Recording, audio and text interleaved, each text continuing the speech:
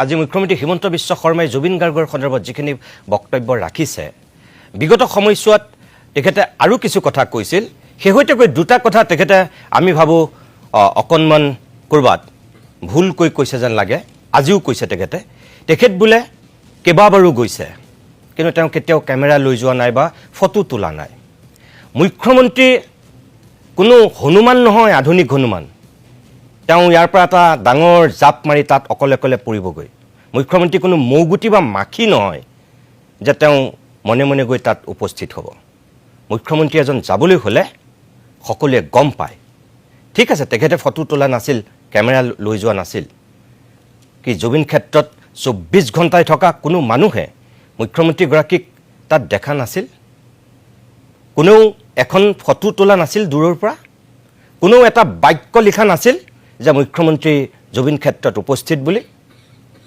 দুই নম্বৰ কথা তেখেতে কৈছে তেখেতে গৈ ইঞ্জিনিয়াৰ সকলক নিৰ্দেশ দিছিল কেনেকৈ কাম কৰিব লাগে তেতিয়া হলেতো লগত মানুহ আছিল যদি ৰাতি দুপৰ নিশাও গৈছে তেতিয়াওতো তেখেতৰ লগত মানুহ আছিল জুবিন ক্ষেত্ৰৰ এজন মানুহো মুখ্যমন্ত্ৰীক কি দেখা নাছিল নেকি কেতিয়া গৈছিল মুখ্যমন্ত্ৰী জুবিন ক্ষেত্ৰলৈ এদিনো যোৱা নাই জুবিন ক্ষেত্ৰত জুবিনক শেষ কৃত্য সম্পন্ন কৰাৰ পাছত মুখ্যমন্ত্ৰী মহোদয় আপুনি কেতিয়াও যোৱা নাই আজি আপুনি আকৌ মিছা কৈছে সেদিনাখনো আপুনি মিছা কথা কৈছে জুবিন গাৰ্গে বোলে আপোনাক ফোন কৰি কৈছিল গছ কটাৰ বিৰোধিতা আৰু নকৰো বুলি আপুনি সেই বাতৰি টেলিভিছনত হৈছিল সামাজিক মাধ্যমত হৈছিল বুলি কৈছে আমাৰ লাইব্ৰেৰীত আমি চাইছিলোঁ এটা নিউজো তেনেকুৱা বিচাৰি নাপালোঁ আৰু অসমৰ কোনো টেলিভিছনত তেনেকুৱা নিউজ হোৱা নাই জুবিনে আপোনাক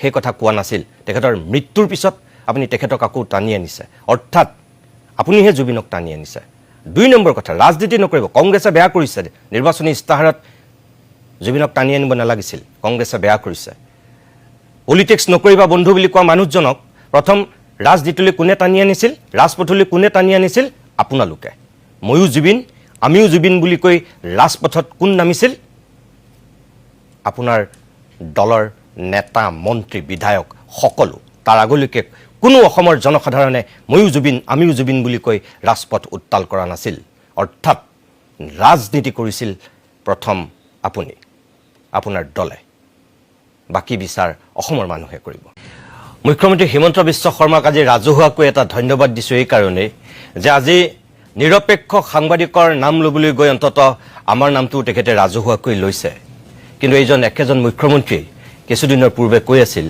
যে কোন নিতুমণি শইকীয়া তেখেতে নিতুমণি শইকীয়াক চিনিয়ে পোৱা নাছিল আজি অন্তত নিৰপেক্ষ সাংবাদিকৰ তালিকাত তেখেতে নিজেই নামটো লৈছে তাৰ কাৰণে তেখেতক ৰাজহুৱাকৈ ধন্যবাদ জনাইছোঁ আৰু যদি নাই তেতিয়াহ'লে তেওঁৰ পত্নীৰ পুৰণাই হওক পাকিস্তান বেংক একাউণ্টৰ ট্ৰেনজেকশ্যন অন্তত 3জন নিউট্ৰেল মানুহৰ আগত দেখাওক মোক দেখুৱাব নালাগে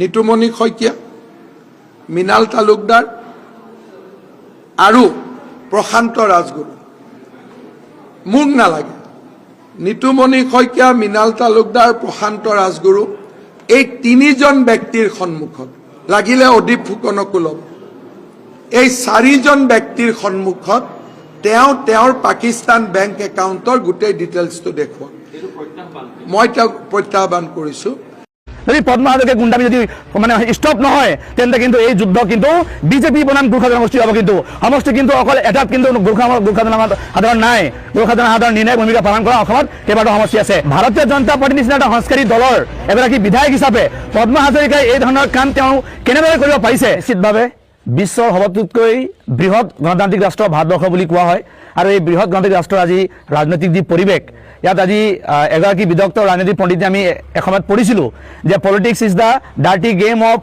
third class people of fourth class country বুলি কৈছিলে আজি তাকেই প্ৰতিপন্ন হোৱা দেখিছোঁ আমাৰ অসম 126টা বিধানসভা সমষ্টিৰ ভিতৰত 9 বিধানসভা সমষ্টিত তাৰ যিগৰাকী বৰ্তমানৰ বিধায়ক পদ্মা হাজৰিকা তেখেতৰ যি গুণ্ডামী চৰিত্ৰ তেওঁ লাহে লাহে তেওঁ ভণ্ডামীবোৰ লাহে লাহে প্ৰকাশ বা ৰাইজৰ আগত তেওঁ প্ৰকাশ কৰি আহিছে আজি 9 বিধানসভা সমষ্টিত সদৌ অসম গোৰ্খা জনতাৰ প্ৰাক্তন সভাপতি এতিয়া কংগ্ৰেছৰ প্ৰাৰ্থী আমাৰ সন্মানীয় সুনীল চেত্ৰী ডাঙৰীয়া যি প্ৰাৰ্থিত্ব প্ৰদান কৰিছে, প্ৰাৰ্থিত্ব প্ৰদান কৰা দিনটোৰ পৰা আজি পৰ্যন্ত তেওঁৰ ওপৰত যি ধৰণৰ তেওঁলোকে শাৰীৰিক মানসিক অত্যাচাৰ তেওঁলোকৰ গুণ্ডা বাহিনীয়ে চলাই আহিছে, ই অত্যন্ত নিন্দনীয় আৰু আমি তীব্ৰ ভাষাৰে গৰিহণা দিছোঁ। ই গণতন্ত্ৰৰ বাবে ভাৰতবৰ্ষৰ নিচিনা এটা সৰ্ববৃহৎ গণতান্ত্ৰিক ৰাষ্ট্ৰৰ কাৰণে ই অত্যন্ত নিন্দনীয় ঘটনা।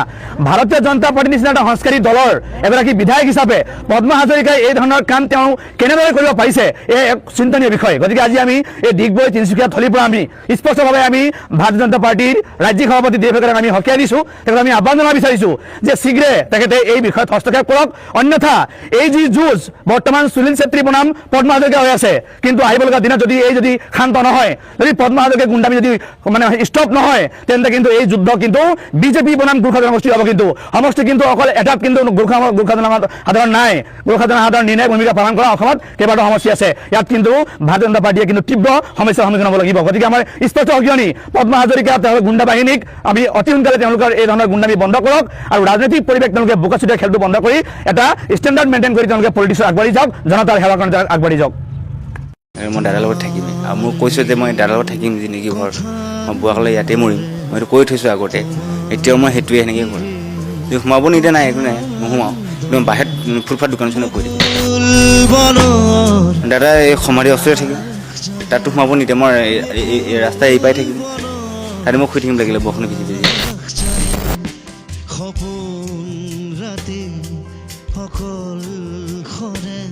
এতিয়া মই তাকে ইহঁতক আজি মোক সোমাব খুজিছিলোঁ, আজি সোমাব খুজিলে মোক উলিয়াই দিছে, পুলিচ এখন লগাই পেলাই সিহঁতে মানে কথা কৈ থৈ দিছে যে প্ৰশান্তক আহিব নিদিবি, তাক সোমাব নিদিবি, এনেকৈ খুচুৱাই হেঁতেন। দাদাটো মই এৰিব মন নাযায়, মই এৰি নিদিওঁৱে দাদাক, মই দাদাৰ লগত থাকিম আৰু মই মৰিম বুলি কৈছে, মৰি এতিয়া সেনেকৈ থাকি মৰি যাম আৰু। কৈ এতিয়া মোক সিহঁতে আকৌ উলিয়াই দিছে এতিয়া, আৰু সিহঁতে কৈছে এনেকৈ বেমাৰ আছে হেঁতেন। এতিয়া মই চব ৰিপৰ্ট দেখুৱালোঁ, একো বেমাৰেই নাই, চব ঠিকে আছে, ডক্টৰে কৈছে ঠিকে আছে। উলিয়াই দিছে যোনটো কমিটিৰ টিমটো উলিয়াই দিছে। জুবিন ক্ষেত্ৰত চোৱা চিতা কৰাৰ এজন বিশেষ ব্যক্তিক আপোনালোকে দেখিছিলে। যদি জুবিন ক্ষেত্ৰত গৈছিলে তেনেহ'লে এজন ব্যক্তি, যিজন ব্যক্তিয়ে মৰালৈকে তাত থাকিম বুলি কৈছিলে, যাৰ নাম আছিলে প্ৰশান্ত ৰহাৰ, আৰু তেওঁ এতিয়া এটা বিপদত পৰিছে। তাৰে কমিটি, যি জুবিন ক্ষেত্ৰত চোৱা চিতা কৰা কমিটিয়ে তেওঁক তাৰ পৰা উলিয়াই দিছে বুলি এটা অভিযোগ তেওঁ আনিছে। আৰু মোৰ সৈতে আছে প্ৰশান্ত, আমি প্ৰশান্তৰ সৈতে কথা পাতিম। জুবিন ক্ষেত্ৰত কাম কৰিছিলা, কি কৈছিলা তুমি আগতে? মই তাত কৈছিলোঁ যে মই আগত কৈছোঁ যে মই ইয়াতে থাকিম, ইয়াতে মই ইয়াৰ পৰা মই আঁতৰি নাযাওঁ। তাৰপিছত সেই মই কথা এটাত জবাব দিছোঁ, মই ইয়াতে থাকিম দাদাৰ লগত জিন্দগী ভৰ। আৰু সিহঁতে আৰু আকৌ এনেকুৱা ঘটনা হৈ গৈছে, ঠেং ভাঙি দিম, সেইটো লাগিছে কেছ, আকৌ সেইটো ঘটনা হৈ গৈছে। আকৌ এতিয়া মোক সিহঁতে আকৌ উলিয়াই দিছে এতিয়া, আৰু সিহঁতে কৈছে এনেকুৱা বেমাৰ আছে হেঁতেন। এতিয়া মই চব ৰিপৰ্ট দেখুৱালোঁ, একো বেমাৰেই নাই, চব ঠিকে আছে, ডক্টৰে কৈছে ঠিকে আছে। কোনে উলিয়াই দিছে? যোনটো কমিটিৰ টিমটো উলিয়াই দিছে, কমিটিৰ মানুহে উলিয়াই দিছে। জুবিন ক্ষেত্ৰতো কাম কৰি আছিলে? মই তাতে কাম কৰি আছোঁ। আপুনি তাত কিমান দিন কাম কৰি আছে? মইতো 6 মাহ হৈ গ'ল, দাদা 6 মাহ, মোৰো 6 মাহ হৈছে কাম কৰা। তাৰপিছত মোৰ এই ইহঁত বেমাৰ হোৱাৰ কাৰণে, এইবোৰ কোৱাৰ কাৰণে মই মেডিকেল গ'লোঁ, মেডিকেলত চেক কৰালোঁ। তাৰপিছত চেক কৰাৰ পিছত ডক্টৰে কৈছে ঠিকে আছে, বেমাৰ একো নাই। কি বেমাৰ হৈছিলে? কি খুচুৰা বেমাৰ বুলি কৈছিলে, খুচুৰা বেমাৰ বুলি কৈছিলে, খুচুৰা বেমাৰ সেইটো কৈছিলে। আপোনাৰ খুচুৰা বেমাৰ আছে? খুচুৰা বেমাৰ আছে বুলি কৈছে সিহঁতে। সিহঁতে মই আঙুলি দেখা পাই বুলিও কৈছে। তাৰপিছত কোনে কৈছিলে আপোনাক? কমিটিয়ে কৈছে। আপুনি ডক্টৰক দেখুৱালে? মই ডক্টৰক দেখুৱালোঁ, ডক্টৰে কৈছে ঠিকে আছে, একো নাই, চব নৰ্মেল আহিছে। এতিয়া মই তাকে ইহঁতক আজি মোক সোমাব খুজিছিলোঁ, আজি সোমাব খুজিলে মোক উলিয়াই দিছে, পুলিচ এখন লগাই পেলাই সিহঁতে মানে কথা কৈ থৈ দিছে যে প্ৰশান্তক আহিব নিদিবি, তাক সোমাব নিদিবি, এনেকৈ খুচুৱাই হেঁতেন। আৰু সিহঁতে কিবা ডিএছপি চিএছপি লগাই, আৰক্ষী ডিএছপি কৈ পেলাই সিহঁতে উলিয়াই থৈ দিছে মোক। ইয়াৰ আগৰবাৰতো উলিয়াইছিলে? কিয় উলিয়াইছিলে? হয়, কিয়? আগৰবাৰ সেই মানে ছবিনা 10,000 দিয়া লাফৰা সেইটো উলিয়াইছে, সোমাব নিদিওঁ, ঠেং ভাঙি দিম, সেইটো আগৰবাৰ সেইটো এনেকুৱা হৈছে। আৰু এতিয়া মোৰ চেম এনেকুৱাই ঘটনা হৈছে। আৰু মই এটা ভাবিছোঁ, মই ঠিক আছে, মই এতিয়া যদি তাত থাকিব নিদিয়ে, মইতো কৈছোঁ এতিয়া ইয়াতে থাকিম, ইয়াতেই মৰিম, এতিয়া মই যাম ক'ত, কি কৰিম? এতিয়া ক'ত যাব আপুনি? মই এতিয়া ক'ত যাম? মই এতিয়া তাতে ৰাস্তা ঘাটে থাকিব লাগিব। এইটোৱে মই দাদাৰ ওচৰতে, মানে দাদা এই সমাধিৰ ওচৰতে থাকিম, তাততো সোমাব নিদিয়ে, মই ৰাস্তা এৰি পাই থাকিম, তাতে মই শুই থাকিম লাগিলে বৰষুণ ভিজি ভিজি, মই লাগিলে সেনেকৈ মৰি যাম। দাদাৰ লগতে থাকিম? মই দাদাৰ লগত থাকিম, বাছ, মই তাৰ পৰা আঁতৰি নাযাওঁ। ইহঁতে মোক খেদি দিছেতো, মই গৈ আকৌ সেই দোকানৰ মুখত পৰি থাকিম।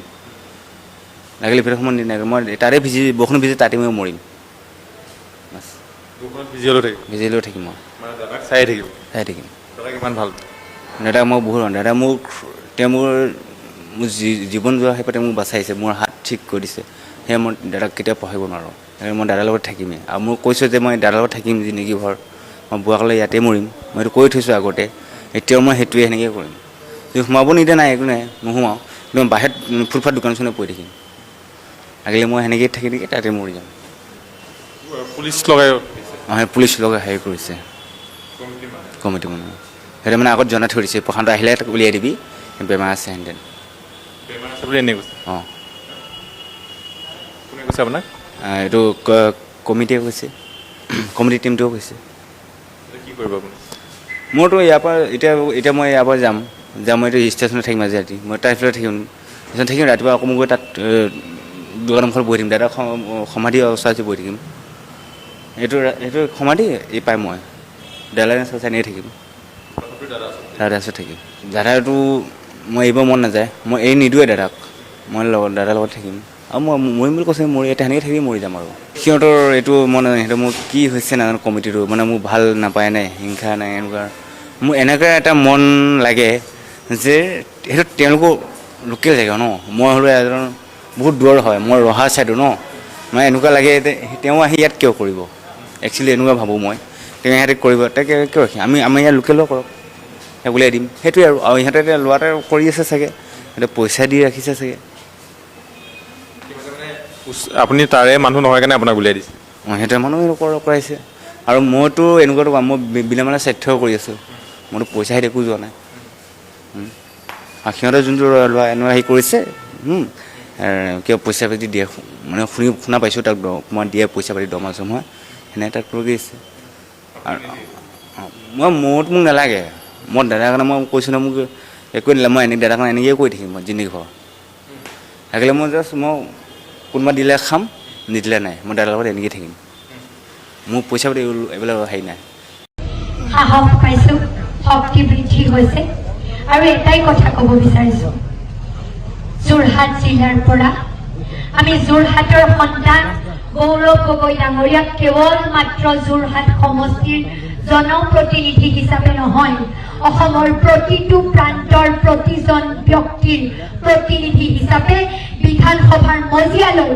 অসমৰ মুখ্যমন্ত্ৰী ৰূপে আগবঢ়াই লৈ যাবলৈ বিচাৰিছোঁ ঘৃণা হিংসা বিদ্বেষ এই তৰল ৰাজনৈতিক ব্যৱস্থাৰ বিপৰীতে আজি যি মানুহৰ মত প্ৰকাশৰ অধিকাৰবোৰ কাঢ়ি লোৱা হৈছে যি ফেচিষ্ট মানসিকতাৰ ৰাজনৈতিক ব্যৱস্থা এটা বৰ্তি আছে তাৰ বিপৰীতে আমি মূল্যবোধৰ ৰাজনীতি কৰিব বিচাৰিছোঁ আৰু সেই মূল্যবোধৰ ৰাজনীতি উন্নয়ন প্ৰগতি শিক্ষা স্বাস্থ্য ইণ্ডাষ্ট্ৰিয়েলাইজেশ্যন গ্ল'বেলাইজেশ্যনৰ কথা ক'বলৈ আমি বিচাৰিছোঁ আমাৰ অন্ন বস্ত্ৰ বাসস্থানৰ সমস্যাবোৰ সমাধান কৰি উন্নতি আৰু প্ৰগতিৰ জয় যাত্ৰাত আমি অসমৰ আটাইতকৈ সুযোগ্য ৰাজনৈতিক কণ্ঠ আজি সংসদত যিজন মানুহে অসম তথা উত্তৰ পূৰ্বাঞ্চলৰ মুখপাত্ৰ হিচাপে বিগত সময়ত কাম কৰি আছে আমাৰ আশা আৰু ভৰসাৰ থলী গৌৰৱ গগৈ ডাঙৰীয়া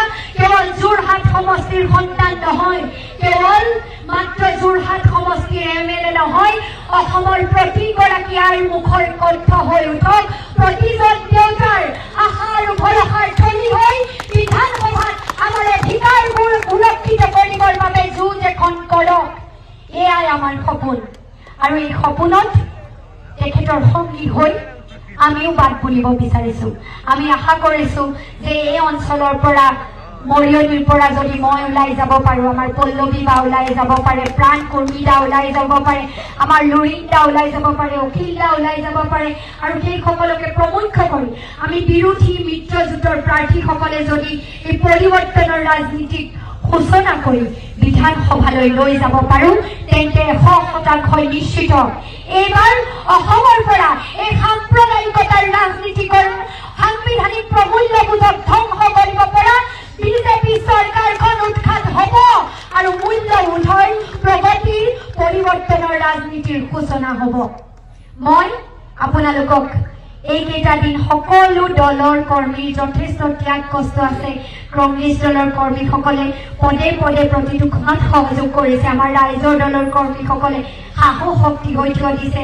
CPIM CPIML আছে, জাতীয় পৰিষদৰ সকলো ব্যক্তি লাগি আছে। তাৰ উপৰিও মই সকলো ৰাইজক কওঁ, দল মত নিৰ্বিশেষে আমাৰ ভৱিষ্যতৰ সন্তানসকলৰ সুৰক্ষিত ভৱিষ্যতৰ স্বাৰ্থত আমি কিন্তু মূল্যবোধৰ ৰাজনীতিৰ কথা ক'ব লাগিব। আমি কিন্তু আমাৰ মূল সমস্যাসমূহৰ কথা ক'ব লাগিব। আৰু বিভাজনে আমাক টেকু নিদিয়ে। বিভাজন আৰু তৰল ৰাজনীতিয়ে আমাক কেৱল ধ্বংসমুখী যাত্ৰাতহে আগবঢ়াই লৈ যাব। গতিকে এইবাৰ পৰিৱৰ্তনৰ কথা কেৱল কোনো দলৰ বাবে প্ৰয়োজনীয় নহয়।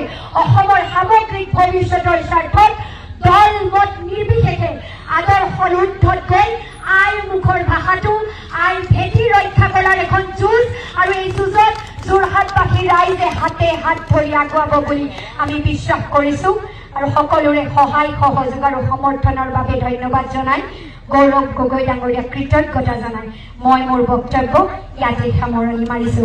আমাৰ চিম্বলটো চিলিণ্ডাৰ, এইটো খালি আমি মনত ৰাখিব লাগিব সকলোৱে দেই। চিম্বলটো মৰিয়নি সমষ্টিত চিলিণ্ডাৰ। আইসকলক দেউতাসকলক বিশেষকৈ বুজাই দিব, চিলিণ্ডাৰত ভোট দিয়া মানে গৌৰৱ গগৈ ডাঙৰীয়াক মুখ্যমন্ত্ৰী কৰিবলৈ ভোট দিয়া, হয়নে নহয়? হয়। কোন শংকৰজ্যোতি বৰুৱা? মইতো চিনিয়ে নাপাওঁ। কোনোবা এই বিজেপি নেগুৰ ধৰা শংকৰজ্যোতি যদি হয় নাজানো, যোনে যি কৈ থাকক। আৰে হাতী গ'লে মানে তৰা ফমুটি টিকা ঢেৰ মাৰে, মই হাতী হয়। আপুনি যে কৈছে মানে ধ্ৰুৱজ্যোতি গগৈ আৰু ৰামেশ্বৰ তেলী ডাঙৰীয়াৰ মাজত যুঁজ হ'ব বুলি যে কৈছে, এইটো নহয়। বিজেপি প্ৰাৰ্থী ৰামেশ্বৰ তেলী ডাঙৰীয়া দুলীয়াজান সমষ্টিবাসী ৰাইজৰ লগত ফাইটটো হ'ব। উন্নয়ন তেখেতে 22 বছৰত কি কৰিলে তাৰ নমুনাৰ ওপৰত ফাইটটো হ'ব। ৰামেশ্বৰ তেলী ডাঙৰীয়া বিধায়ক হ'বনে ধ্ৰুৱজ্যোতি গগৈ বিধায়ক হ'ব? 2014 চনততো তেখেতলোকে কৈছিলে যে বিদেশৰ পৰা ক'লা ধন আনিব, 15 লাখ একাউণ্টত ভৰাব। আমাৰ মানুহবিলাকে পাম পাম পাম পাম বুলি আজিলৈকে আছে। এই মুহূৰ্তত আমি দুলীয়াজান বিধানসভা সমষ্টিত উপস্থিত আছো আৰু দেখিবলৈ পোৱা গৈছে কংগ্ৰেছৰ যিগৰাকী প্ৰাৰ্থী ধ্ৰুৱজ্যোতি গগৈ ইতিমধ্যে বায়নচুকত নিৰ্বাচনী প্ৰচাৰ অব্যাহত ৰাখিছে। আমি পুনতে আমি তেখেতৰ পৰা কিছু বাৰ্তালাপ কৰিবৰ কাৰণে চেষ্টা কৰিম, যিহেতু দেখিবলৈ পোৱা গৈছে যে শাসক পক্ষই যেনেধৰণে আচলতে প্ৰাক্তন কেন্দ্ৰীয় মন্ত্ৰী ৰামেশ্বৰ তেলীক টিকট দিয়াৰ পিছতে সাংঘাতিকভাৱে ইয়াত এটা বেলেগ পৰিস্থিতিৰ সৃষ্টি হৈছে যে অসমৰ প্ৰেক্ষাপটত আটাইতকৈ দুলীয়াজান বিধানসভা সমষ্টিটোৰ যিটো ৰাজনৈতিক প্ৰেক্ষাপট সম্পূৰ্ণৰূপে পৃথক হৈছে। বহু কথা কৈছে, বহু অভিযোগ হৈছে, কিন্তু মই ধ্ৰুৱজ্যোতি গগৈৰ পৰা পোনে পোনে জানিবৰ কাৰণে বিচাৰিম যে ধ্ৰুৱজ্যোতি গগৈ ডাঙৰীয়া, মই প্ৰথমতে আপোনাক শুভেচ্ছা জনাইছোঁ। এই মুহূৰ্তত নিৰ্বাচনী প্ৰচাৰৰ অভিযানত আপুনি ব্যস্ত আছে। মই অকণমান আপোনাৰ এই নিৰ্বাচনী প্ৰচাৰৰ অংশ হিচাপে আপোনাৰ মনৰ অনুভৱবিলাক অসমবাসী ৰাইজক জনাবৰ কাৰণে চেষ্টা কৰিম। কি ক'ব? খুব ভাল, বিৰাট ভাল। হয়তো আপোনালোকে অনুভৱ কৰিছে, চাওক আমাৰ ইয়াত যুৱ মহিলা, বৃদ্ধ বনিতা, যুৱকসকল প্ৰত্যেকে ওলাই আহিছে, মানে দুলীয়াজানত পৰিৱৰ্তন বিচাৰিছে। কিয়নো আজি ৰামেশ্বৰ তেলী ডাঙৰীয়া প্ৰায় 22 বছৰ, তাৰমানে 10 বছৰ তেখেত বিধায়ক থাকিলে, 10 বছৰ তেখেত সাংসদ থাকিলে, পেট্ৰলিয়াম মিনিষ্টাৰ থাকিলে, 2 বছৰ ৰাজ্যসভাৰ সাংসদ। তেৰছ গোৱালা ডাঙৰীয়া 10 বছৰ বিধায়ক থাকিলে। এই তেৰছ গোৱালা ডাঙৰীয়া বিধায়ক যে আছিল, এই বিধায়কজন সাংসদলৈ আকৌ আপোনাৰ পদোন্নতি হ'ল, আৰু যিজন চেণ্ট্ৰেল পেট্ৰলিয়াম মিনিষ্টাৰ আছিলে তেখেত আকৌ গম পাইছে, তাৰমানে বিধায়ক হ'বলৈ আহিছে। ৰাইজে তেতিয়াই তেখেতলোকৰ পৰা একো নাপালে, আৰু এতিয়া তেখেতলোকৰ পৰা যে কিবা পাব তেখেতলোকে কেতিয়াও মানে নাভাবে। সেইকাৰণে এইবাৰ পৰিৱৰ্তন হ'ব, ৰাইজে পৰিৱৰ্তন বিচাৰিছে। আৰু মই ৰাইজৰ লগত থকা মানুহ, মই ৰাইজৰ পক্ষত থকা মানুহ, ৰাইজৰ সুখে দুখে থকা মানুহ, সেইকাৰণে ৰাইজ মোৰ লগত থাকিব। শেহতীয়াভাৱে দেখা গৈছে যে গোটেই প্ৰেক্ষাপটটো এতিয়া ধ্ৰুৱজ্যোতি গগৈ বহু এজেণ্ডা লৈছে, আৰু শেহতীয়া যিটো আমি ৰাজনৈতিক যদি আমি বাতাবৰণটো চাওঁ, ধ্ৰুৱজ্যোতি গগৈ আচলতে খুব কম ভোটতহে পৰাজিত হৈছিল নিজৰ মানুহৰ কাৰণে। এইবাৰ কিন্তু ৰামেশ্বৰ তেলী আৰু ধ্ৰুৱজ্যোতি গগৈৰ মাজতে এই যুঁজখন হ'ব। ধ্ৰুৱজ্যোতি গগৈ কি এজেণ্ডা লৈছে, য'ত অসমৰ ৰাইজক বা দুলীয়াজানবাসী ৰাইজক আপুনি এইখিনি কথাখিনি কৈ আপুনি আশ্বস্ত কৰিব পাৰিব? না চাওক, প্ৰথম কথাটো হ'ল এইটো, আপুনি যে কৈছে মানে ধ্ৰুৱজ্যোতি গগৈ আৰু ৰামেশ্বৰ তেলী ডাঙৰীয়াৰ মাজত যুঁজ হ'ব বুলি যে কৈছে, এইটো নহয়। বিজেপি প্ৰাৰ্থী ৰামেশ্বৰ তেলী ডাঙৰীয়া দুলীয়াজান সমষ্টিবাসী ৰাইজৰ লগত ফাইটটো হ'ব, বুজি পাইছে? উন্নয়ন তেখেতে 22 বছৰত কি কৰিলে তাৰ নমুনাৰ ওপৰত ফাইটটো হ'ব। মানে বিজেপি প্ৰাৰ্থী ৰামেশ্বৰ তেলী ডাঙৰীয়া বনাম দুলীয়াজান সমষ্টিৰ ৰাইজৰ যুঁজ হ'ব। সেইকাৰণে গণতন্ত্ৰত ৰাইজ ৰজা, আৰু ৰাইজে অহা 9 তাৰিখে নিৰ্ধাৰণ কৰিব যে প্ৰকৃতাৰ্থত ৰামেশ্বৰ তেলী ডাঙৰীয়া বিধায়ক হ'বনে ধ্ৰুৱজ্যোতি গগৈ বিধায়ক হ'ব আপুনি যদি এইফালে কেমেৰাটো তেতিয়াহ'লে ঘূৰাই দিয়ে তেতিয়াহ'লে এতিয়াই জল পটপট হ'ব যে এইবাৰ ৰাইজ দুলীয়াজান সমষ্টিত ৰজা হ'ব কি কি ইছ্যু লৈছে এইবাৰ চাওক ইয়াত ইছ্যু বুলিবলৈ মানে কি হ'ল তেখেতলোকে 2016 চনত তেখেতলোকে কৈছিলে ঢেৰ প্ৰতিশ্ৰুতি দিছিলে 2014 চনততো তেখেতলোকে কৈছিলে যে বিদেশৰ পৰা ক'লা ধন আনিব 15 লাখ একাউণ্টত ভৰাব আমাৰ মানুহবিলাকে পাম বুলি আজিলৈকে আছে তাৰপাছতে তেখেতলোকে 2016 চনত যেতিয়া তেখেতলোকে চৰকাৰ বনাবলৈ ল'লে তেতিয়া তেখেতলোকে কৈছিলে যে 6 জনগোষ্ঠীক জনজাতিকৰণ কৰি দিম আজিৰ তাৰিখত সকলো ক্ষোভিত হৈ আছে প্ৰত্যেকটো জাতীয় দল সংগঠনৰ বুকুৰ ভিতৰত একুৰা জুই জ্বলি আছে এই জুইটোৰ উদ্গিৰণ হ'ব অহা 9 এপ্ৰিল তাৰিখে তেখেতলোকে কৈছিলে যে চাহ জনগোষ্ঠীটোক আমি দৈনিক মজুৰি 351 টকা দিম চাহ অধ্যুষিত এলেকাত তাৰমানে বাগানৰ লাইনবিলাকত আমি তেখেতলোকক ম্যাদী পট্টাৰ যোগান ধৰিম এতিয়াতো তেখেতলোকে কালাৰ কৰি পিনি জেৰক্স কৰি ফৰ্ম বিটাইছে এই ফৰ্মখন ক'ত দিব কাক দিব কেনেকৈ দিব কোনেও নাজানে মানে ইঘৰে সিঘৰক কৈছে যে তহঁতি ফৰ্ম পাইছনে বোলে নাই পোৱা ল তহঁতক ফৰ্ম দিছোঁ ইটোৱে তেনেকৈ কৈ ফৰ্ম বিটোৱাৰ এটা এই নিৰ্বাচনৰ কাৰণে তেখেতলোকে ৰণকৌশল বনাইছে আৰু তেখেতলোকৰতো ভয় ভাবুকি ঢেৰ কিন্তু এইবাৰ ভয় ভাবুকিকো নেওচি এই ৰাইজ ওলাই আহিছে কি কাৰণে ৰাইজে দুলীয়াজানত পৰিৱৰ্তন বিচাৰিছে আৰু এটা কথা এইবাৰ নতুন প্ৰজন্মৰ যিসকল ছোৱালী বিয়া হৈ গৈছে তেখেতলোকে মোক কৈছে ধ্ৰুৱদা চৰকাৰখনে কৈছিলে যে আমাৰ বিয়া হ'লে মানে এটোলা চৰকাৰখনে সোণ দিব আমি নেপালোঁ নহয় এইবাৰ বিজেপিক নিদিওঁ এইবাৰ ধ্ৰুৱদাক দিম আৰু কংগ্ৰেছৰ হাতৰ চিনত ভোট দিম আৰু ৰাইজক জয় কৰাম দেখা যায় যে প্ৰাক্তন ছাত্ৰ নেতা শংকৰজ্যোতি বৰুৱাই আপোনাৰ বিৰুদ্ধে আচলতে ভয়ংকৰ অভিযোগ তুলি নিৰ্বাচনী প্ৰচাৰ চলাইছে যে অইল ইণ্ডিয়া লিমিটেডত চাকৰি দিয়াটো ইমান সহজ নেকি বা ধ্ৰুৱজ্যোতি গগৈক আচলতে কটাক্ষ কৰিছে সেইগৰাকী নেতাক আপুনি কিবা প্ৰত্যুত্তৰ দিব নেকি মানে কোন শংকৰজ্যোতি বৰুৱা মইতো চিনিয়ে নাপাওঁ কোনোবা এই বিজেপি নেগুৰ ধৰা শংকৰজ্যোতি যদি হয় নাজানো যোনে যি কৈ থাকক আৰে হাতী গ'লে মানে তৰা ফমুটি টিকা ঢেৰ মাৰে মই হাতী হয় আৰু সঁচা কথা ক'বলৈ গ'লে ৰাতিটো মই বাঘ হৈ ওলাওঁ আৰু এটা কথা কি বাঘ এইটো কাৰণে হৈছোঁ যে মানে দুলীয়াজান সমষ্টিবাসী ৰাইজ মোৰ লগত আছে তো মোৰ লগত থকাৰ পিছত মই হাতী নহয় ৰাতি বাঘ হৈ ওলাওঁ কোনে কি কয় মোক কোৱাৰ কোনো প্ৰয়োজন নাই যোনে যি কৈ থাকক হাতীয়ে ষাঠিৰ জেগাত যাব আৰু ৰাতি বাঘ হৈ মোক এবাৰ ৰাইজে প্ৰক্ষেপ কৰিব দুলীয়াজানত অহা 9 তাৰিখে ভোট সাব্যস্ত কৰিব আৰু দুলীয়াজানত ৰাইজৰ উন্নতি হ'ব আপোনালোকে এটা কথা ভাবিছেনে কাকদিনা ডুঙা নিচিনা নৈখনত সৰু নৈখনত বিশাল সাগৰ আকৃতিৰ কংগ্ৰেছ ধৰিবনে বাৰু তেখেতে কংগ্ৰেছত ভোগ দখল কৰি হিমালয় সদৃশ ধন সম্পদ গোটাই যোৱা মানুহজনীয়ে কংগ্ৰেছত এটা পৰিচয় পোৱাৰ পিছত কংগ্ৰেছৰ মহিমা আৰু কংগ্ৰেছৰ বিশালতাক বুজি নাপালে আমি কংগ্ৰেছক ব্ৰহ্মপুত্ৰত পেলাই দিলেও নধৰে সাগৰখন ব্ৰহ্মপুত্ৰত ধৰিব নেকি কাকডুঙা কথা ক'লে ভুল হয় নে কওকচোন তেওঁ যিকেইটা ৰাস্তা বনাইছিলে অজন্তা নেওগে যিকেইটা ৰাস্তা বনাইছিলে সেই ৰাস্তাকেইটা তেওঁ প্ৰথম মন্ত্ৰীত্ব হওঁতে বনাইছে নেকি নে দ্বিতীয়ত হওঁতে তৃতীয়ত হওঁতে বনাইছে সেইকেইটা কংগ্ৰেছৰ দিনত বনোৱা তেওঁ নতুন ৰাস্তা এটা ক'ত বনালে মোক কওকচোন হাবি ভাঙি মাটি উঠাই এটা নতুন ৰাস্তা ক'ত বনালে অজন্তা নেওগে মোক আপোনালোকে দেখুৱাই দিয়ক কংগ্ৰেছে বনোৱা ৰাস্তাটোতে এটা প্ৰলেপ দি কমিশ্যন খাইছে তেখেতসকলে আজিকালি কমিশ্যন খাবলৈ কাম কৰে 10% কমিশ্যন জল জীৱন কোটি টকা আনিলে পানী নোলায় আজি ক'ত পানী ওলোৱা দেখিছে ৰাইজে শ্লোগান দিছে নল আছে জল নাই চৰকাৰী টকা অপচয় কৰা নাই নেকি গতিকে তেখেতৰ ভুল কথাটো আপোনালোকে ধৰি আছে এইটো ভুল বাৰ্তাটো কিয় দিছে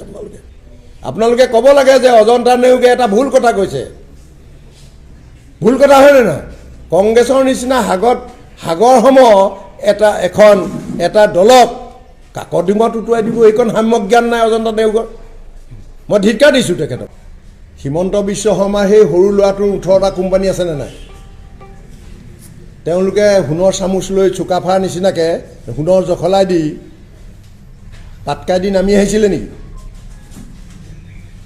অজন্তা নেওগে ইয়াৰ টকাৰে আমাৰ তেজ উহি পেলাই ল'ৰাকেইটাৰ নামত কোম্পানী বনাইছে সম্পত্তি বনাইছে গতিকে এই কথাটো আপোনালোকে মোতকৈ ভালকৈ জানিব আৰু সংবাদ মাধ্যমত এইটো প্ৰকাশ পাই আছে ময়ো কোৱা শুনিছোঁ বহু বিল্ডিং আছে ভাৰতবৰ্ষৰ বিভিন্ন ঠাইত সম্পত্তি আছে আৰু তেখেতসকলে এটা বিল্ডিঙৰ মূল্য 120 কোটি টকা বুলি কৈছে গতিকে টকাবোৰ ক'ব পালে মোৰ এটা ডাঙৰ প্ৰশ্ন আপোনালোকৰ প্ৰতি, যিগৰাকী মানুহে 25 বছৰত বিধানসভাত নাগালেণ্ডৰ সীমা সমস্যাৰ কথাটো ক'ব নালাগে, আপোনালোকৰ মেৰাপানীত এতিয়া এটা গুলি ফুটিলে ছাটাৰ নেপুলকে জীৱনটো ইয়াত থৈ দেহাটো এইফালে পলাব লগা অৱস্থা হয়নে নহয়? এতিয়া ফুটহিলছত 2টা গুলি ফুটকচোন, আপোনালোকৰ মেৰাপানী ছাটাৰ নেপুলকে চব পলাই যাব। অজন্তা নেওগে 25 বছৰত এটা সীমা সমস্যাৰ কথা উত্থাপন কৰিছিলে নেকি বিধানসভাত, আপোনালোকে জানেনে? এই যে 25 বছৰত আমাৰ ইয়াৰ পট্টাৰ কথা ডিফৰেষ্ট কৰিব লাগে কথাটো ক'লে নেকি? নাই কোৱা।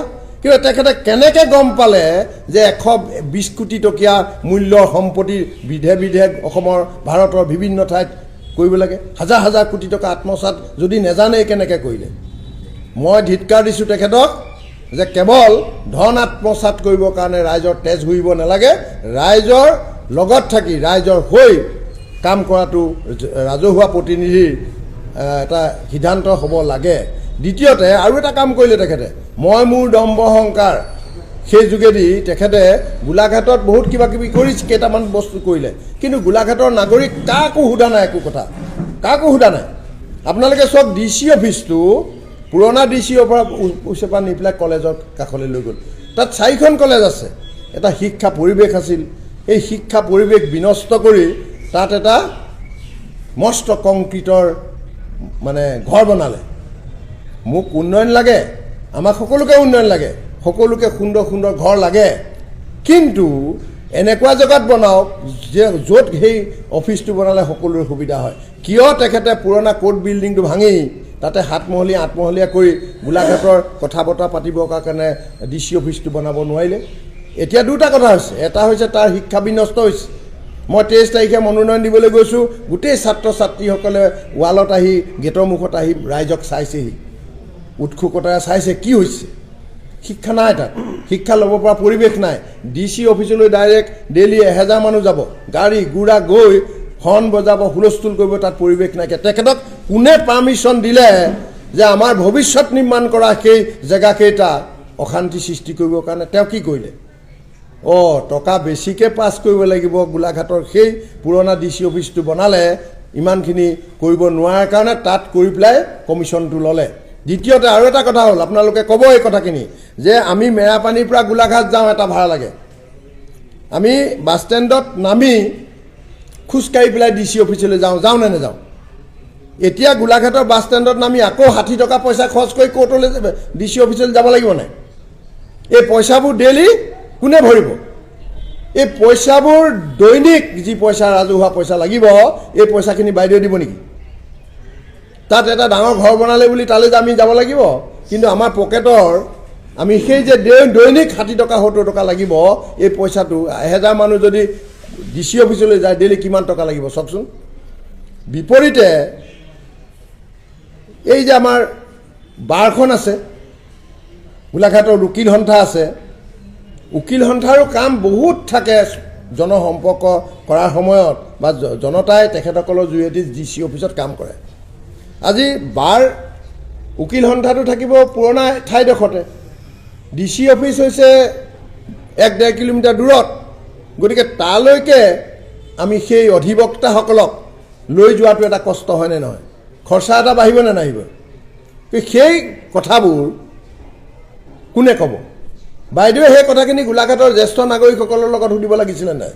গতিকে মই ভাবিছোঁ তেখেতে এফালৰ পৰা আমাক লুটি পুতি নি তেখেতৰ সম্পত্তি বঢ়াইছে, দ্বিতীয়তে তেখেতে আমাক গোলাঘাটীয়া ৰাইজক মূৰত মাধমাৰ সুদাই ভৱিষ্যতে কেতিয়াও উঠিব নোৱাৰাকৈ এক ব্যৱস্থা প্ৰস্তুত কৰি থৈ গৈছে। গতিকে